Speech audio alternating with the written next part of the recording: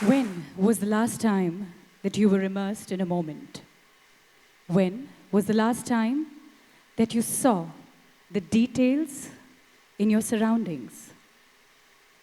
When was the last time you saw silence in the chaos? When was the last time you were a part of a creative journey? When was the last time that you whirled in ecstasy, interacting with your inner being? Each one of us has traveled here today to be a part of a collective creative energy, each one taking our own route. But most of us following a fast lane of life, the 140 characters, Insta feed, Insta pictures, constantly changing and adapting to our environment. We are so focused on our future that we forget to enjoy this very moment. We are so bothered with the fruits of the tree, the flowers, the leaves, and the branches that we forget a tree is a tree because of its roots. It is the roots that give the tree its strength to grow limitlessly and spread its fragrance. Ladies and gentlemen, for me, Indian classical art forms are the very roots of our nation. In our busy life, it is these art forms that give us a moment of bliss, joy, purity, serenity, and meditation. It is very important to remember that for the human progress, it is absolutely imperative to have a coherent value system. And our classical art forms, our very roots, somehow spread it in us without even us knowing it. For me, art and culture is the fragrance of a society, of a nation, of humanity. What I call a society is not merely judged by myself with the advancements in technology, economic, social, political status, but a society attains its character from the tradition, culture, art, our very own roots. So what is it that these Indian classical dance forms give us? I, for one, consider myself a microcosm, the minutest part of this vast macrocosm, dancing my way through life. Dance, I'm sure, as you all know, has been a part of the human language since primitive years. Gesture, a profound medium of exchange. A simple yes and a no, the two words we use probably the most, cannot be complete without a gesture. We are also constantly in sync with the universal rhythm, with our constantly beating heart. Each emotion having a beautiful rhythm of its own. Dance, then, is a language that needs no words. The human mind somehow is aware of this language unknowingly. Where do the Indian classical dance forms, this highly evolved medium of exchange, communication, lead us to? If I have to say it in one sentence, I will say, dance for me is meditation. It is such a unique art form that the art and the artist cannot be separate. Dance is here and now, in this moment, only when the dancer is dancing. Unlike a painting, a story, a poetry, a sculpture, which can be enjoyed in isolation of the artist, the dancer is an Advaitavadini, embodying the concept of non-duality. There is no dance without the dancer, and no dancer separate from her dance. Dance, then, is simply a vibrant, pure energy. I ask you another question. What is it that the Indian classical art forms can give to humanity, to the society, of which the dancer and the audience is an integral part? Let me first talk a few things about the dancer.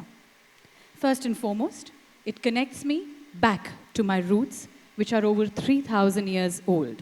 The mythological tales, the divine beings, our gods and goddesses, the kings are interpreted in relevant light.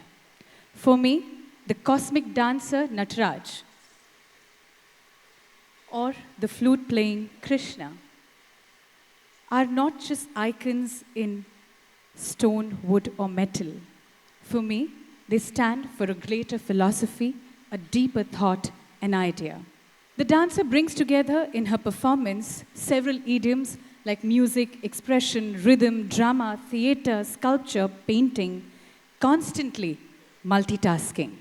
Her feet, hand, wrist, neck, eyes, her very breath brought together in one single thread. This takes years and years of discipline, devotion, dedication, diligence, but most importantly, patience. The wings to fly, the power to just dive in and use classical dance forms as a medium of expression.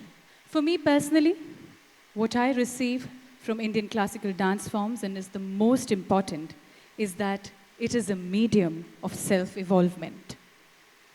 No movement, no beat, no note is possible without complete and total awareness. I often say this, dance is nothing but a moment lived to the optimum with complete abandon and total awareness. I think that's enough for what a dancer receives from her roots. But what is in the classical dance forms for its audience? While the dancer is weaving her tales or even presenting an abstract piece, what she's actually doing is spreading a good, positive energy, building a moral fabric, creating a value system, and bringing about a harmony in the society. We all know India has a very rich, vibrant past, a great heritage. In a single performance, the dancer compresses the knowledge into a nutshell. Once again, because you and me today are used to only 140 characters. The dancer loses herself in her dance, creating an abstract space, a space which is rich with the aesthetic experience.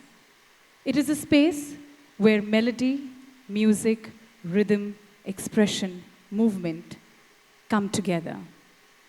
It is a spiritual sojourn, only because the dance is a constant exchange of energies between the dancer and the audience, a moment lived here and now.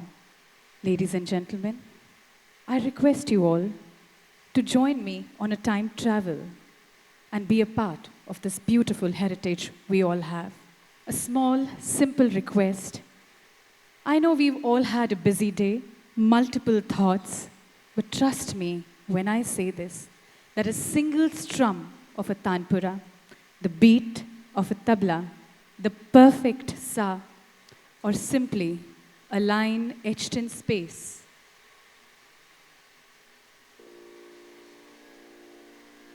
can cleanse your heart, mind, body, soul, and your being. I request you all to please just move inwards. Close your eyes with me for 10 seconds and let the process begin.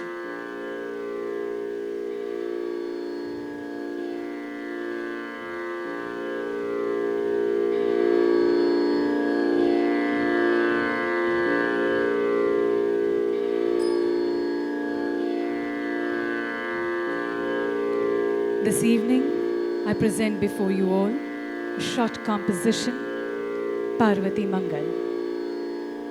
The composition commences with an abstract form of dance, which Kathak is known for.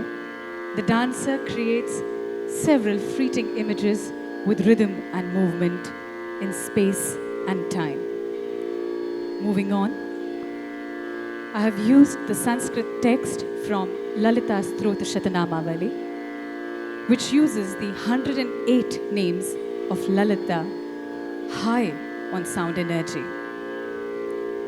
This piece describes the beauty of the divine Parvati. She is seated atop the mythical Mount Meru, right in the center. Parvati has blessed with her birth the lineage of the Himavansh.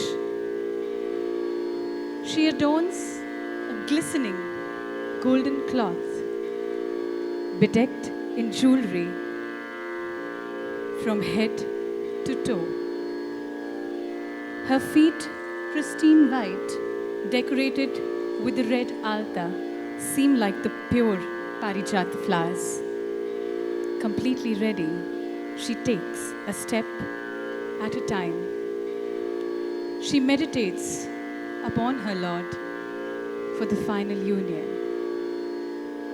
The one whose body is like the crescent moon, the eyes like the deer, the gait like a swan. All she simply wants is the love being complete with her Lord, Shiva.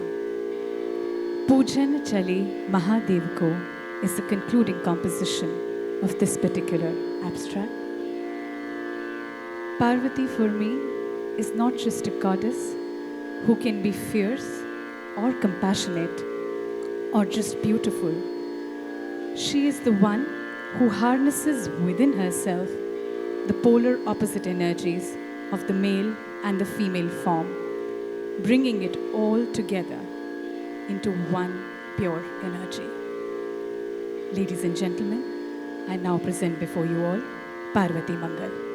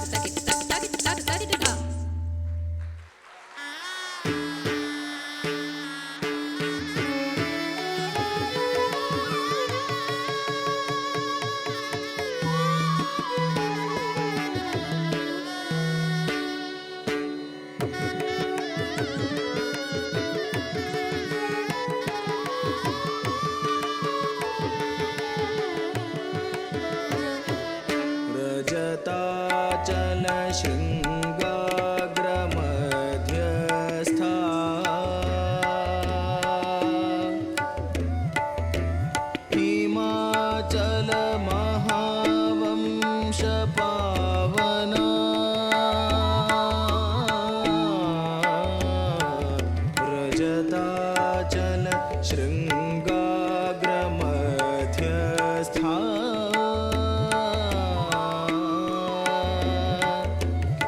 Himachal Mahavamsa पावना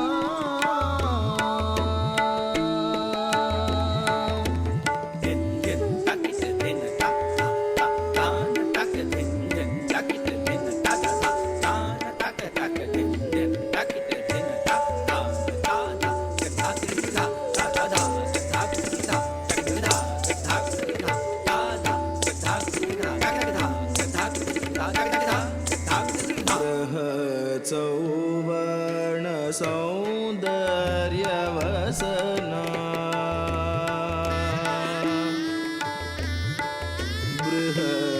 बृहचौवर्ण सौन्दर्यवसना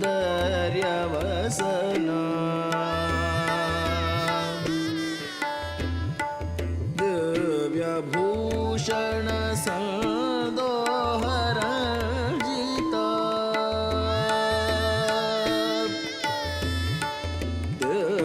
दिव्यभूषण संदोग रजिता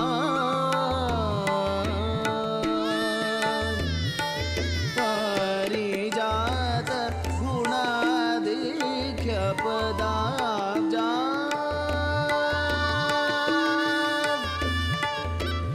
पारिजात गुणाधिक्य पदाब्जा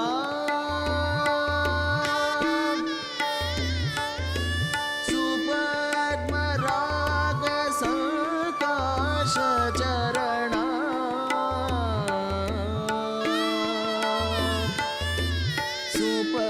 सुपद्मराग सकाश चरणा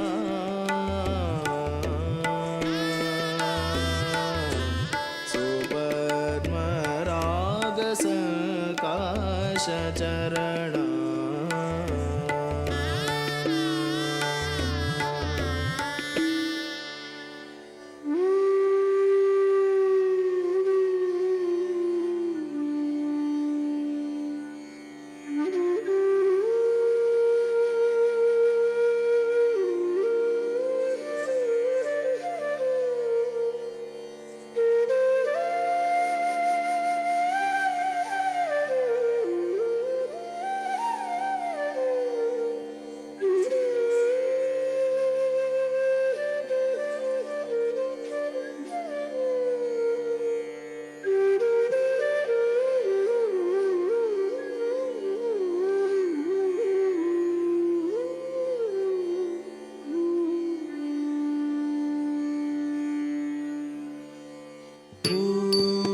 पूजनचलि महादेव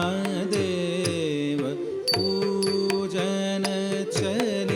महादेव चन्द्रबदनि मृगनयनि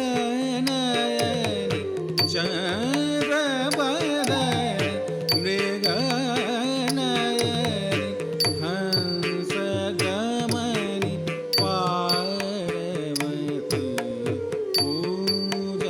पूजनचलि महादेव पूजनचलि महादेव